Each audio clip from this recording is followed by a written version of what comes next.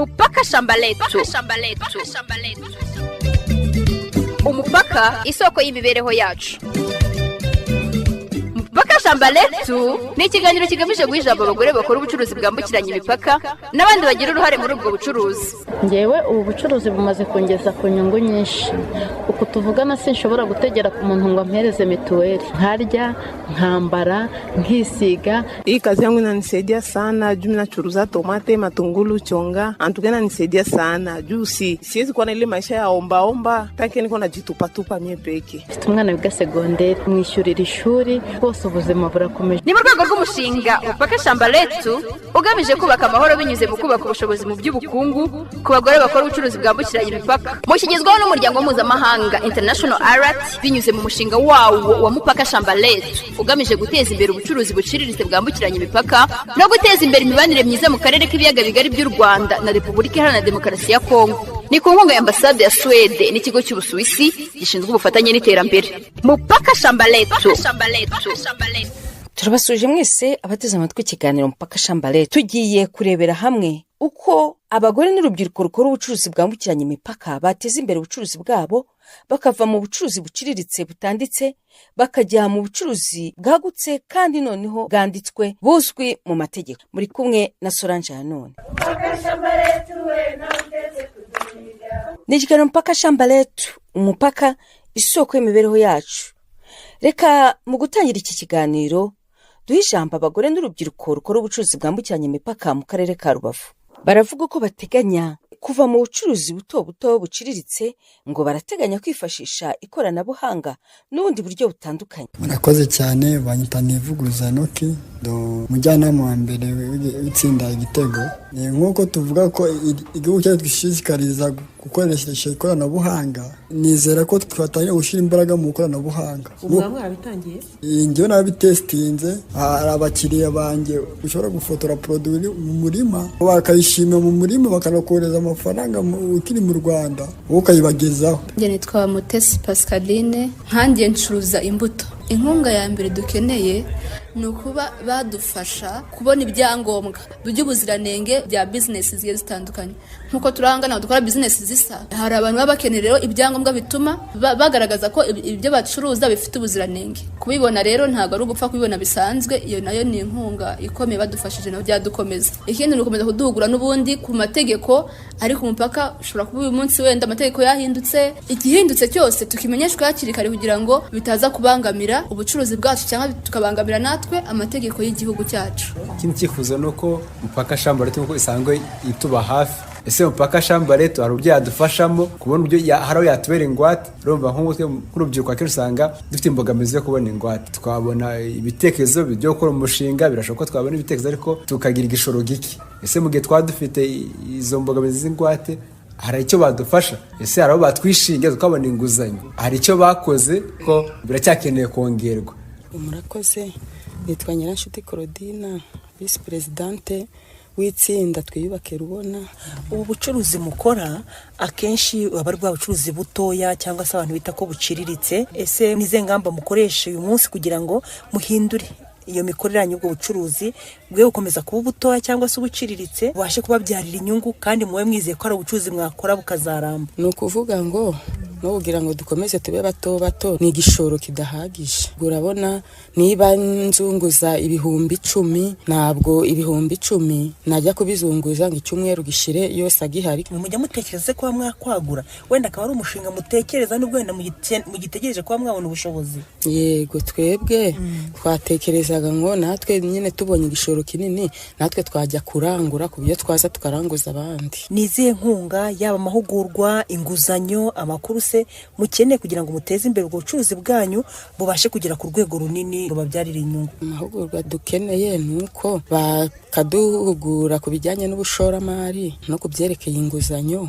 kugira ni wenda cya gishoro dufite ari gikeya ku byo twajya muri banki bakatuguza yo kongera igishoro natwe tukitwa abacuruzi banini ni wenda tukava aho twari turi tukajya mu rundi rwego. Inkunga baduha urabona ni urugero ubwa mbere baduhaye 500,000 abagore 25 uri kubona yuko bidahagije pe.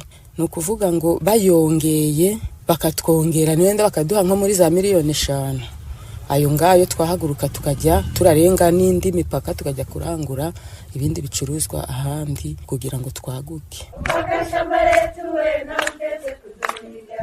Ni ikiganiro Mpaka Shamba Letu, umupaka isoko y'imibereho yacu.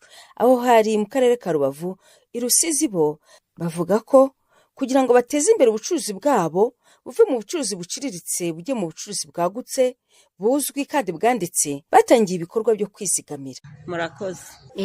Nk'abacuruzi bakora ubucuruzi bwambukiranya imipaka hano ku Rusizi ya mbere, dufite ingamba zo gukora cyane, hanyuma tukizigamira, tukizigamira mu matsinda, twamara kwizigamira mu matsinda twabona turashaka ubushobozi burushaho bwo mu matsinda, tukagana ibigo by'imari nka RIMU kaduhereza inguzanyo, hanyuma tukaza tukanoza ubucuruzi bwacu neza kugira ngo tubashe gutunga imiryango yacu, mbese tugira iterambere nk'umugore. Gamba mfite ni izo kugana amatsinda nkizigamira cyane, nkongera igishoro, nabona kwizigamira bitari kunkundira cyane, nkegera ibigo by'imari bikamfasha kubona inguzanyo, nkongera igishoro. Nshobora mfite ingamba zo kujya mu matsinda nkizigama menshi, nagira ikibazo cyo gukenera nko kuba nahinga nk'ibyo bisusa, nkaza nkaguza, nkatisha umurima, nkaguramo imbuto n'ifumbire ngahinga. Igihe byeza abakongomani bazaba bari wenda kuza hano ari benshi, nkaba najya nsoroma nkikorera nkazana hano iwacu ku Rusizi. Igihe tuzaba twamaze kubona isoko nkahagurishiriza. Ni ikiganiro Mpaka Shamba Letu, umupaka isoko y'imibereho yacu. Tunyarukiye no mu majyepfo aho tugiye ku mupaka w'Akanyaruho. Ahangaha abagore n'urubyiruko rukora ubucuruzi bwambukiranya imipaka barifuza gukorana n'amabanki mu buryo bwagutse, bityo bagafata inguzanyo ifatika ishobora gutuma bagura ubucuruzi bwabo. Hari igihe umuntu aba afashe nk'inguzanyo, akaba mu matsinda akakomeza gufata gutyo kugira ngo aticara. Ubumenyi bwo gucuruza turabufite pe. Nimba ndanguza umwenda 1000 cyangwa 5,000, nzi ko ngomba kuwugurisha 2 kugira ngo nunguke. Nzi ko ngomba kwanika akenda keza ari imbere kugira ngo kakurura abakiriya.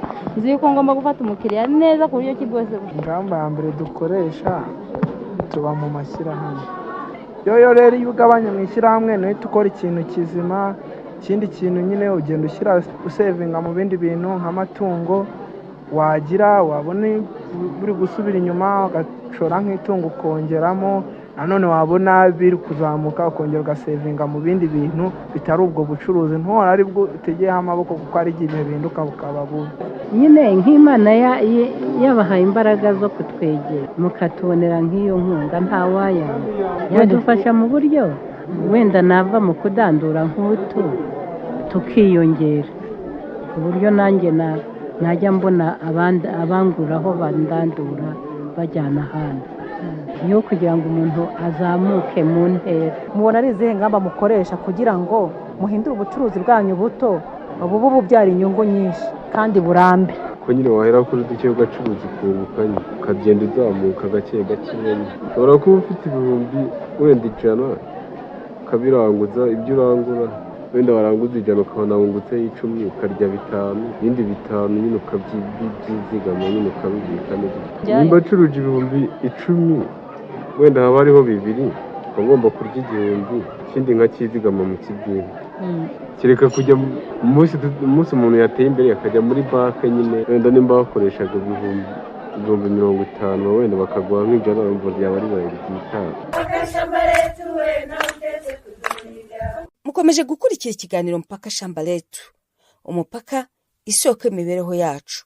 Mathias Habyarimana ni umukozi wa Komisiyo y'Ubutabera n'Amahoro mu karere ka Rubavu. Aravuga ko bafasha abagore n'urubyiruko rukora ubucuruzi bwambukiranya imipaka kwagura ubucuruzi bwabo. Ibi ni ibikorwa bakora binyuze mu mushinga Mpaka Shamba Letu. Uburyo dukoresha kugira ngo abo bacuruzi dukorana bagura ibikorwa byabo baganisha mu kwiterambere, hari ukubahugura mu byo gukoresha amafaranga bijyanye kwizigama, kugurizanya, gukoresha neza inguzanyo. Ariko ntibigarukira ngaho gusa, kuko urumva kenshi bavuga ko bafite igishoro gitoya, tubaterana inkunga y'amafaranga, inkunga ifatika, ku buryo ngo tumaze kwaterera inkunga igeze kuri miliyoni 24 n'igice ku matsinda 28 dukorana. Ibyo ni byo dukoresha.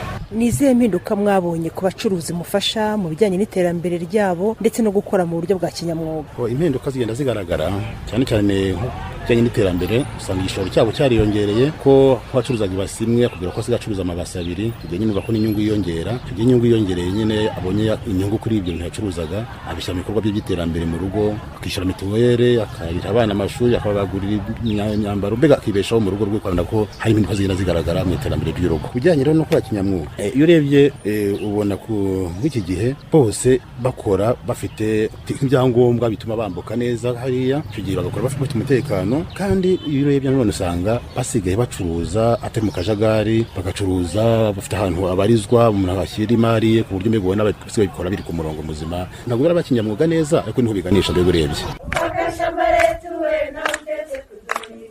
mugamije gukurikira ikiganiro Mpaka Shamba Letu umupaka isoko y'imibereho yacu benshi bagarutse ku bijyanye no kubona inguzanyo ifatika ibi bikaba byabafasha kwagura ubucuruzi bwabo no kubuteza imbere bukava mu bucuruzi buciriritse bityo bakagira intumbero yagutse y'ubucuruzi bufatika kandi bwanditse. Alexis Nzasingizimana ni umukozi ushinzwe ubucuruzi mu kigo cy'imari cya RIM ishami ry'Ubutare arerekana ko bafasha abacuruzi bambukiranya imipaka kubona serivisi z'imari bityo zikabafasha kwagura ubucuruzi bwabo. Serivisi z'imari twashyizeho abagenerwabikorwa twabashyiriyeho ubwoko bushya bw'inguzanyo bwitwa baduka ukore bukaba bufasha cyane abacuruzi bacitse bakora ubucuruzi bwambukiranya umupaka cyane cyane ku mupaka w'Akanyaruho. Indi serivisi ubwo twabegereje nuko tubafasha kubahugura no kubafasha gutegura neza imishinga yabo nta kiguzi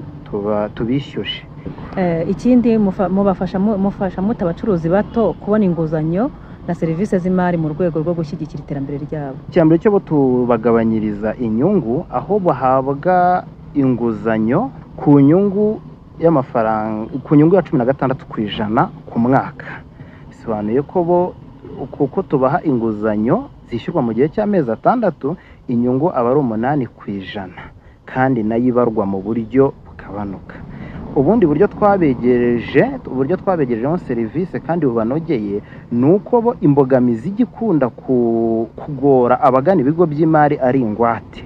Bityo tubasaba nukuba baziranye bahuriye ku bikorwa bimwe. N'uwo musanzu wonyine tubasaba ntabwo tubasaba iyindi ngwate y'umwihariko. Ni ikiganiro Mpaka Shamba Letu umupaka isoko y'imibereho yacu. Turi kugana ku musozo wacyo. Mujawiyera Felicite ahagarariye koperative Dutizanye Imbere Gisenyi arasobanura uko bafasha abanyamuryango b'iyo koperative kuva mu bucuruzi buto buto butanditse bajya mu bucuruzi bunini kandi bwagutse. Twashyizeho ingamba zo kuvuga ngo niba dufite amafaranga kuri konti ya koperative umunyamuryango utagifite igishoro tujye tumuguriza cyangwa se turangura ibicuruzwa tumuhajye gucuruza naho ubona uburyo yiteza imbere. Turifuza ko tugize amahirwe tukabona inguzanyo n'inkunga tuyibonye ntago twayanga ariko cyane cyane tugira ubushobozi bwo kubona ingwate tukabona inguzanyo muri banki byadufasha cyane kuruta uko twakenera inkunga kuko inkunga ushobora kuyibona ubu ngubu ikarangiza imyaka 2 imyaka 3 utarongera kubona indi ariko dufite ubwo bushobozi bwo kujya muri banki cyane ko twebwe nta ngwate twari twabona. Tugize ubwo bushobozi bwo kuvuga ngo tugeze gutyo tugiye muri banki dufasha amafaranga byatworohera kuruta uko twasaba inkunga. Ntago bitworoheye kuko nta ngwate tugira. Aho ugeze bakubwira ko niba ukeneye amafaranga wenda arenze 500 bisaba ko ufite ingwate. Ingwate ntazo dufite rero. Baduha 400 ku bantu batangiye gufata inguzanyo bwa mbere. Ayo mafaranga ukabona hari igihe nta cyagufasha ari make.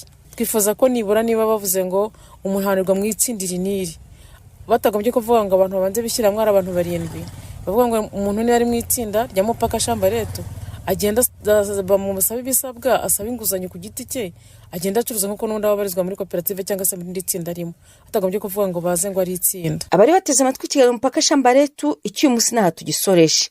Turashimira abakigizemo uruhare bose baganiriye. Turashimira kandi namwe mukurikira ikiganiro Mpaka Shamba Letu ku mwanya wanyu mwafashe wo gukurikira ibi biganiro. Ndashimira Jean Uwamahoro, Christine Ndacyayisenga na Jasmine Duhirwe nabo bafashije gutegura iki kiganiro. Mpaka Shamba Letu.